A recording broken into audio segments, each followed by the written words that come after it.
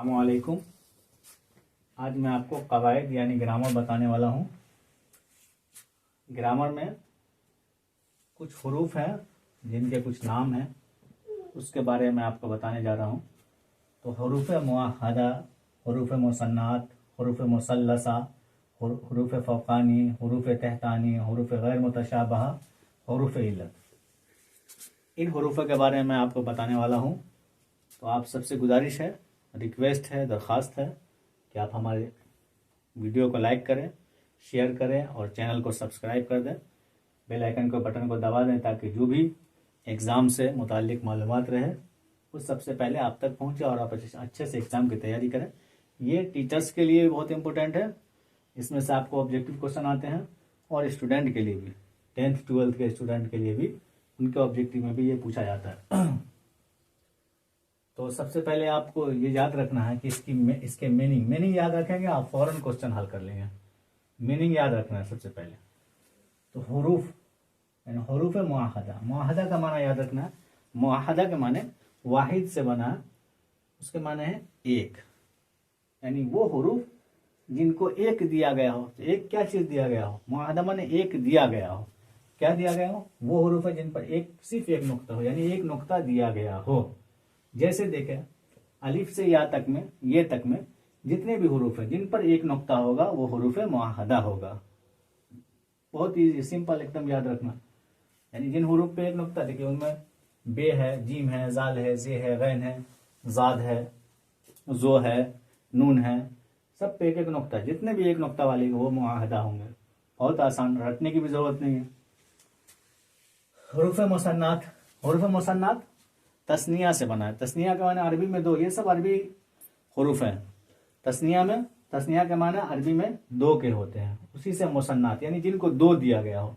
दो क्या दिया गया हो आपको ये याद रखना है। मुसन्नात के माने दो दिया गया हो, ये याद रहेगा। तो दो क्या दिया गया?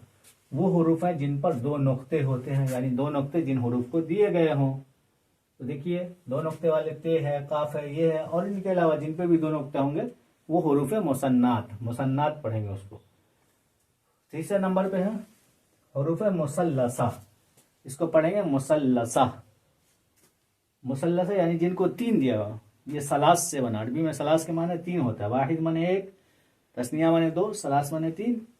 तो सलास से ये बना है मुसल्लसा, यानी जिनको तीन दिया गया हो। तो तीन क्या दिया गया हो याद रखना है। वो हुरूफ है जिन पर तीन नुक्ते हो, यानी जिनको तीन नुक्ता दिया गया हो। मुसल्लसा का माने याद रखेंगे, आराम से हल हो जाएगा। जैसे देखें, से पे तीन नुक्ते हैं, पे के नीचे तीन नुक्ते हैं, जे के ऊपर तीन नुक्ते हैं, बड़ी शीन के ऊपर तीन नुक्ते होते हैं। तो जितने भी तीन नुक्ते वाले हुरूफ होंगे, चे है, चे पे तीन नुक्ते होते हैं, तो ये सब हुरूफ मुसल्लसा कहलाते हैं। बिल्कुल याद हो गया होगा।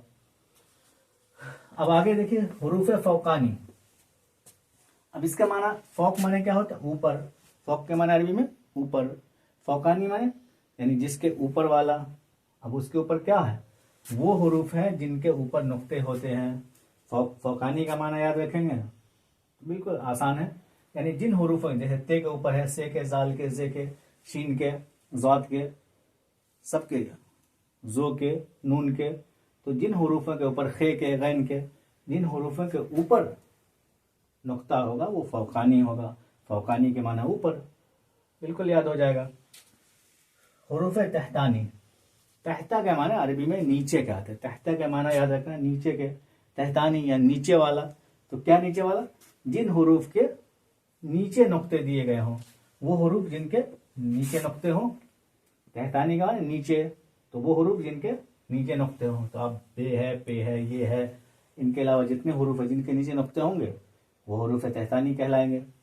हुरूफ मुतशाबहा, इससे पहले वीडियो में बताया था। अब है हुरूफ गैर मुतशाबहा। हुरूफ गैर मुतशाबहा कौन से हुरूफ होते हैं? मुतशाबहा के माने मैंने बताया था एक शक्ल, जिनकी शक्ल एक जैसी हो। उसके एग्जाम्पल भी दिया था। अब देखिए गैर मुतशाबहा, जिनकी शक्ल मिलती जुलती ना हो, एक जैसी शक्ल ना हो, उन्हें गैर मुतशाबहा कहते हैं।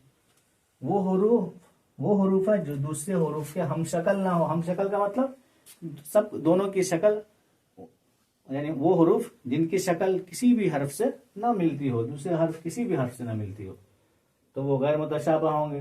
अब हम लोग देखेंगे अलिफ की शक्ल किसी से नहीं मिलती है, फे की शक्ल किसी से नहीं मिलती है, काफ की शक्ल किसी से नहीं मिलती है, छोटे काफ की शक्ल किसी से नहीं मिलती है, लाम की शक्ल किसी दूसरे हरूफ से नहीं, मीम की शक्ल किसी दूसरे हरूफ से नहीं, नून की शक्ल किसी दूसरे हरूफ से नहीं मिलती है, वाव की शक्ल किसी दूसरे हरूफ से नहीं मिलती है, हाँ ए की शक्ल किसी दूसरे हरूफ से नहीं मिलती है, हमजा की शक्ल किसी दूसरे हरूफ से नहीं मिलती है, ये की शक्ल किसी दूसरे हरूफ से नहीं मिलती है। तो ये सब क्या हो जाएंगे, गैर मुतशाबह, जिनकी शक्ल दूसरे किसी हरूफ से ना मिले उन्हें हुरूफ गैर मुतशाबह कहते हैं। अगला है हुरूफ इल्लत, इसको इल्लत पढ़ेंगे। हुरूफ इल्लत, इल्लत के माना क्या होता है, अरबी ग्रामर के अंदर होता है इसके माना यानी कमजोरी के, बीमारी के और सबब के माना भी होता है। तो इसकी तारीफ क्या है, वो हुरूफ हैं जो तलफ्फुज में तकरीबन, तलफ्फुज कहते हैं उच्चारण, प्रोनंसिएशन, तकरीबन हर हर्फ के अंदर आए। यानी कोई भी ऐसा हम जब उर्दू में ये करेंगे तो इसका उच्चारण सब में हो जाता है। बस ये होता है जैसे पेश का इस्तेमाल करते हैं तो वो खींचा नहीं जाता है, यानी कम खींचते हैं उसको, तुरंत पढ़ते हैं। जबर का इस्तेमाल करते हैं तुरंत पढ़ते हैं, और जेर का इस्तेमाल करते हैं तुरंत पढ़ते हैं। तो जब हम कोई भी लफ्ज़ बनाएंगे तो उसमें इसकी आवाज़ ज़रूर आएगी। कोई भी उर्दू का लफ्ज़ होगा तो हुरूफ इल्लत की आवाज़, और हुरूफ इल्लत को इंग्लिश में वॉवेल जिनको हम कहते हैं उन्हीं को उर्दू में हुरूफ इल्लत कहते हैं। और हिंदी में हम लोग जानते हैं स्वर जो है वो मात्रा होती है, उसी तरह उर्दू में भी मात्रा के लिए ज़बर ज़ेर का इस्तेमाल करते हैं और हुरूफ इल्लत का इस्तेमाल करते हैं। और इंग्लिश में वॉवेल का इस्तेमाल करते हैं, वॉवेल से ही इंग्लिश वर्ड बनते हैं। इसी तरह उर्दू में हुरूफ इल्लत से इंग्लिश वर्ड बनते हैं। ये कितने हैं, 3 हैं। हुरूफ इल्लत याद रखना है 3 है, एग्जाम में आ जाएगा। जैसे अलिफ दे दिया और दूसरे हुरूफ दे के पूछेंगे इनमें हुरूफ इल्लत कौन है, तो अलिफ को ऑप्शन मानना है। वाव दे दिया और दूसरे हुरूफ दिया तो वाव को सही मानना है, ये हुरूफ इल्लत में से है। ये दे दिया और दूसरे हुरूफ दे दिया तो इसमें ये करेक्ट आंसर रहेगा। तो जैसे अलिफ, वाव और ये तीनों क्या है, हुरूफ इल्लत है। अब इनकी आवाज हर तलफ्फुज में आती है। जैसे देखिए हम, तो हम में क्या जबर दिया, तो यहां अलिफ के साथ हमेशा जबर होता है, अलिफ के साथ हमेशा जबर होता है। लेकिन अलिफ को थोड़ा खींचते हैं, यहाँ पे जबर को कम खींचा तो अलिफ की आवाज आई लेकिन हल्की आवाज आई। उसी तरह जहां पे हम जेर देते हैं वहां पे ये की आवाज आती है, लेकिन ये को थोड़ा खींचते हैं और जेर को नहीं खींचते हैं।